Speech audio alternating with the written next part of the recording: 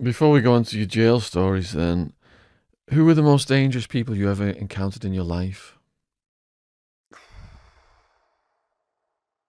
I encountered lots of dangerous people, but the thing is, how to put it, people's claws are sheathed, right? They're in prison and they're walking around.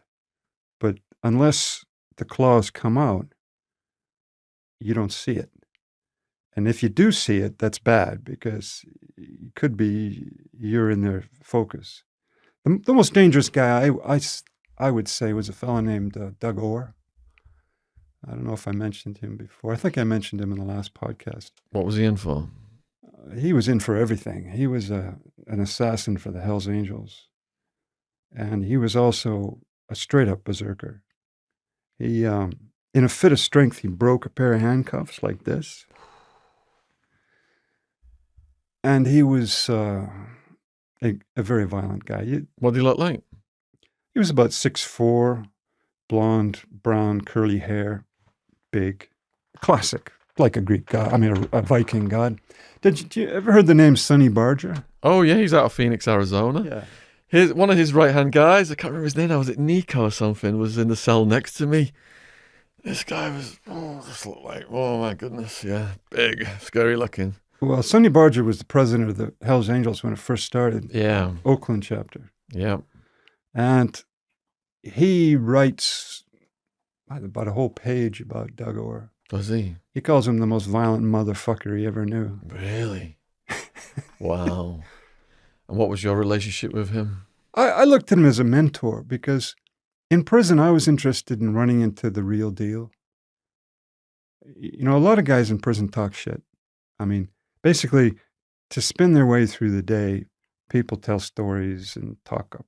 All day long, people are talking shit. And it just goes on and on and on. Every other sentence is motherfucker this, motherfucker that. And they're talking about all the stuff they did and what an ace they were and how much money they made. And it goes on and on and on.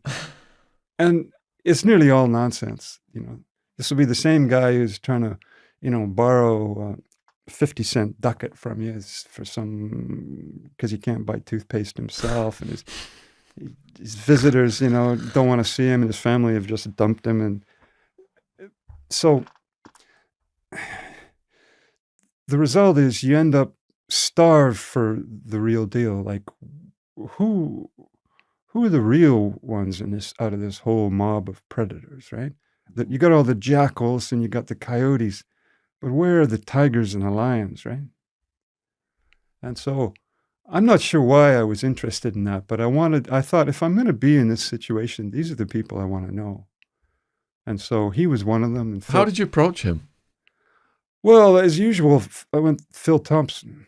Phil Thompson, he used to sell machine guns to the Hells Angels and other things, grenades and that sort of stuff. So that they were always interested in machine guns. So he knew people, and I was associated with him. And I don't know, somehow or other, Doug Orr, he had, I wouldn't say he was a friend, but I just say he put up with me. And do you remember your first conversation with him? He'd tell me about things. Well, he talked to me after that, when the BGF tried to kill me in the library. He talked to me after that. I guess I'd earned some respect in the sense that I'd survived. If you want that story, click down in the description box of part 1. So at that point, he shared an experience he had where about 5 or 6 of BGF came after him. And he pulled up his pants and they gouged out about a baseball size of meat out of his calf muscle. So in the fight. Why'd they come after him? Well, he was considered toughest white boy on the yard, so those things tend to happen during a race war. Was it? Yeah. Well, all right. So you said that you had some county jail stories that you've never told. We got San Francisco at the top. Well, the one I wanted to tell you about San Francisco was this is 1978. I was in a jail cell there. And I didn't know anybody, and they didn't know me. And we were just sort of hanging out like, chimps in the cage. And suddenly this guy came in from a legal visit, and he starts muttering to other guys in the cell. And I can tell something's happening, but I don't know what it is. And about 10 minutes go by, and suddenly 5 guys jump on this other guy. One guy on each arm, a guy on each leg. They jumped on the mutterer? Yeah, no, not on him, on somebody else, just out of the blue. They just, with no words passed, nothing. They jump on him, a guy on each arm and leg. And this other guy, the guy who came in with the story, he takes one of the TV antennas off the old TV, you know, the old rabbit ears, extendable, and he breaks it off. And he starts slamming the jagged end into this guy's eyes. Bam, bam. And the guy's screaming and shaking. And this guy just keeps jamming it into his eyes. And in San Francisco jail, there's so many nutters. There's people screaming and howling that nobody came. And we just had to listen to this as they tore this guy's eyes to pieces. They didn't kill him. And finally, somebody started walking down where we were, one of the trustees, and these guys just moved off and left his body there, and he was just shaking and bleeding and screaming and crying. And I mean, it shouldn't impact on me because I didn't know him, I didn't know them, I had nothing to do with it. But the idea that people could just turn on one of the fellow prisoners just like that and just like do life, like damaging, life destroying injuries to somebody for what? And afterwards I said, well, what was all that about? Oh, he was a rat. Well, I didn't want to say anything, but I'm thinking to myself, I watched the whole thing come down. Nobody brought in any papers. Nobody showed anything on anyone. Some guy just walked in and said, this guy's a rat. And so everybody just jumps on him and stabs his eyes out. I know, again, this is one of these times when I realized what a dangerous place I was, because it wasn't just you having a beef with somebody, and it wasn't just predatory behavior. The whole cell could just turn on you on an instant because some guy said something to someone. So I experienced something very similar in the Maricopa County Jail. I was in a holding cell going to court, and I was medium security at that point, and this was we were all just sardined in this cell, just 40 people, whatever. Then they put these maximum security guys come down, they put them in the cell with us as well. And they clocked somebody in there that must have been, they thought was a rat. And exactly what you said happened without the eye thing, but they were just stomping on this guy's head, stomping on his limbs, trying to break all his bones and kill him, basically. But what I'm interested in is the room you were in then. What was the atmosphere like up to the point that the violence started, and how did the atmosphere change? Because it was interesting because everyone's just sat sardined, and then when that happened, there was a wave of movement throughout the room. And I was with my big co-defendant, Wild Man. He just threw me against the wall and stood in front of me. But the whole room just went vroom, like this, and these guys were just, there was distance made for this to happen, what they were doing. But just to go from everybody just talking, then in a second, boom. Well, in your case, nobody wants to get blood on them. Yeah. Because if you get any drops of blood, then you were in the game and you're going to get part of the court case. Yeah. This one, the eyes, when you stab someone in the eyes, there isn't that much blood. It's not like, a normal knife wound. Yeah. But the screaming, and that was one of these moments when I realized that I was that I had no control over some things. Somebody mistakes you for somebody else. Your name happens to be the same as someone else. Some court case that happens some other place. You'd be done by those guys. And what can you do? 5 guys just suddenly jump you like that. Well, there was a rule where I was at, which was show us the paperwork. But when that incident started happening, then did you move physically? Well, I was back sitting on my bunk, and I didn't want to. I didn't even want to look at it. I just was like looking away because, of course, if you start showing too much interest in it, you're going to attract someone's attention. And because I didn't know anybody, and as far as I could see, these guys didn't. The guys who did it didn't know whether it was true or not. They just did it on this guy saying that. And sometimes your enemies can, it's called the okey doke, where they just put a jacket on you even though you've not done anything just to get you out of the way because that's your enemy. Or the police will do it. That's one. Yeah. That's one of the easiest ways for the police to put one on you is to just, spread the word to the trustees. This guy's in for a pedophile case or whatever, right? Yeah. That's called having a chomo jacket in Arizona. Yeah. But that was an unforgettable experience. And I feel for that guy because I don't know if he was a rat or what he was, but I mean, what kind of shape are you going to be in after that, right? So the guards came in and dragged him out, did they? They just dragged him out and off he goes to the hospital. And of course, if you're a prisoner in the San Francisco County Jail, when you go to the hospital, imagine what kind of treatment you're going to get. Basically, what they do is the prisoners are used as guinea pigs for interns, for students. And I know this because I had a hernia caused by, I got too excited about my gymnastic skills, and I was trying to do chin-ups with my legs horizontal, and it was beyond me, and I caused a hernia. And so I had to go for an operation in San Francisco County Jail. And of course, even though hernia operations are supposed to be the safest, the guys goofed it. And my scrotum swelled up like a I didn't get that one. I had a cellmate who had that. Cantaloupe. I had a cellmate who had that. It can herniate and you kill you, strangle. It was a nightmare. And so the real surgeon the old teacher, whoever it was, had to come and repair this. But that's another risk you run if you're a prisoner in one of these county jails. Yeah, he had that. His balls were like this big. And it could strangulate or hurt. What was it? There was something that can happen. What happens, the muscle swells and it cuts off the intestine. And then the intestine, starved of blood, goes necrotic and you're in deep trouble. And the jail would not authorize the operation for him. And he was suing the jail to try and get the operation.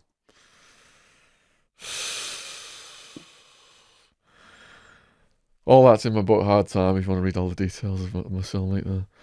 All right, so the next county jail story was Sacramento. Well, I was only there. I was there one night being transferred, and they had nowhere to put me, so they put me down in a cell kitty corner from the drunk tank. And it was one of these, I think it must have been a nutter's cell because it had padded walls and a drain, and there was nothing, just a toilet, one of those push-button toilets. And there was nothing to do, and I had no books, I had nothing. So you press your head up to the door, and you're peeking through a little angle of window to see what you could see. And I could see the drunk tank. And so one night, some sheriffs come down into the drunk tank area. And right in front of my cell, they start taking their badges off and putting them in their pockets. Not a good sign. Now, this is a bad sign. This means somebody is up for it. And so at this point, I'm trying to look, but I don't want them to see me looking, so I'm, staying back. So they go over in front of the drunk tank, and there's two white deputies and this one Chicano. And the Chicano, I don't know if you ever watched the 1980s TV drama called Chips. I saw a few of them, yeah. This guy his name was Louis Estrada, I think his name was. And he'd wear a uniform that was too tight to make his muscles, show. And, this sort of tight designer, like police clothes on. And he starts rolling on a pair of black leather gloves. And then he's standing in front of they're standing in front of the drunk tank, and one of the white deputies starts pretending to masturbate like this, wanking, right, in front of all the drunks. And, the drunks are wandering around like zombies in some zombie movie, like totally comatose and just... But finally, one old prophet, his gray hair like this and crazy eyes, sees this and starts screaming, fuck you. Ah, ah, ah. And of course, that was what they were waiting for. So the 3 officers go into the drunk tank. The 2 white guys hold the drunk. And this Chicano deputy just goes to town on him like the heavy bag. Just giving it to him in the ribs and the solar plexus. Bam! In the face. And this he's out of it in about the first couple of seconds. But they hold him up while this guy's giving it to him. And finally, the old drunk just vomits all over this guy's shoes, right? And down he goes, and then all 3 of them put the boots to him. Now, I was watching this from start to finish, and I was only there one night. And by the way the guys, they were doing that this was just entertainment at the Sacramento County Jail. These guys were just going down and brutalizing the drunks for fun. And whoever their officer was, must have known what was going on. And this is just standard procedure. Mm. How was it at the old Sheriff Arpeggios? Well, everything's cameraed up these days, isn't it? Oh, I see. You're talking about pre-camera. Right.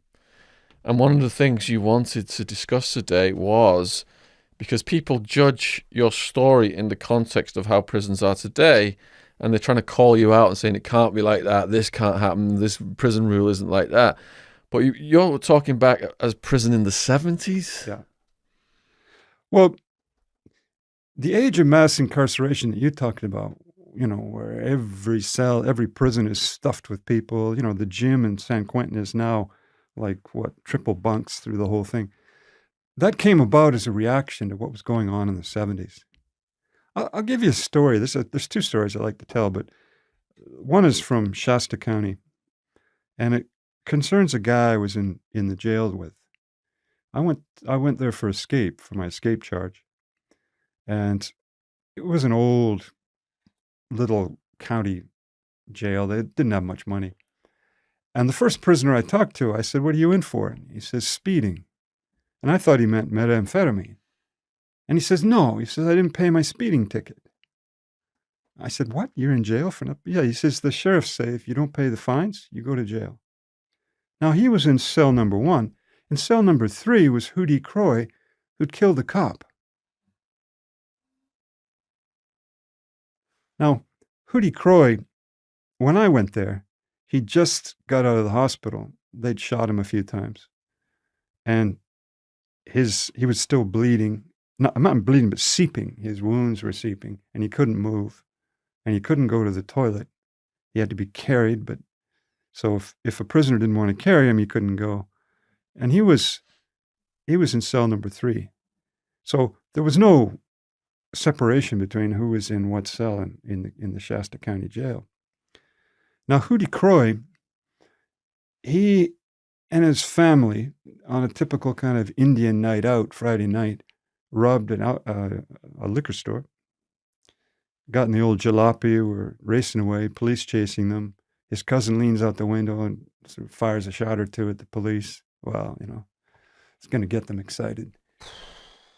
And the police come from here, there, and everywhere. And there's a couple thousand rounds fired, and he's shot, his cousin's shot, his sister's shot.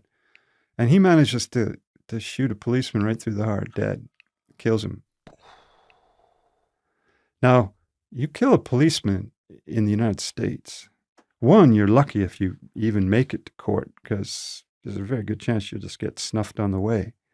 But he made it back to jail, and he was taken to court in Shasta County and given the death penalty and sent to death row. Now, here's the interesting part.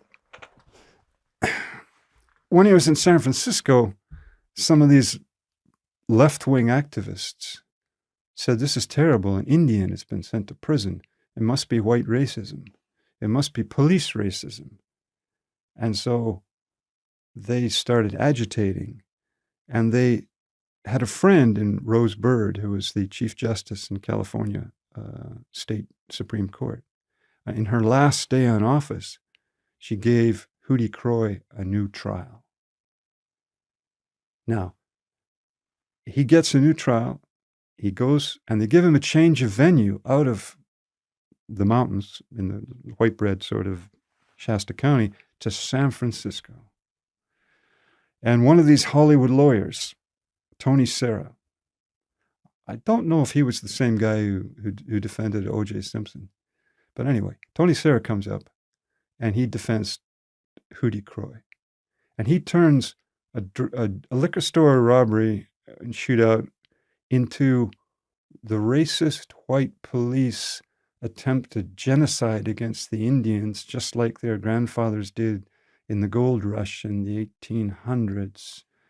And this flies with the San Francisco jury, and he's found innocent of killing a police officer. And the reason he's found innocent is because, you know, he knew that his people had been slaughtered by the white cowboys and gold miners, and he thought that he was going to die. So firing back at the police was just his right of self-defense. So Hootie Croy gets off with killing a policeman. The second story, which goes towards this thing I'm trying to explain about the 70s, was Dan White. Have you heard of Dan White? No. Now, I met him in the San Francisco County Jail. Dan White, he came from San Francisco. He used to be a policeman, a good Irish-American boy. And he'd quit the police department because he saw one of his fellow officers beating a handcuffed suspect. He was true blue. He'd volunteered for Vietnam. And then he became a fireman. Now, San Francisco is a strange place. In his time, it was like a white working class city. But as you probably know, the Summer of Love in 1967 had tens of thousands of hippies show up. And then by 1970, the hippies had become drug addicts. And so it became like drug addict central.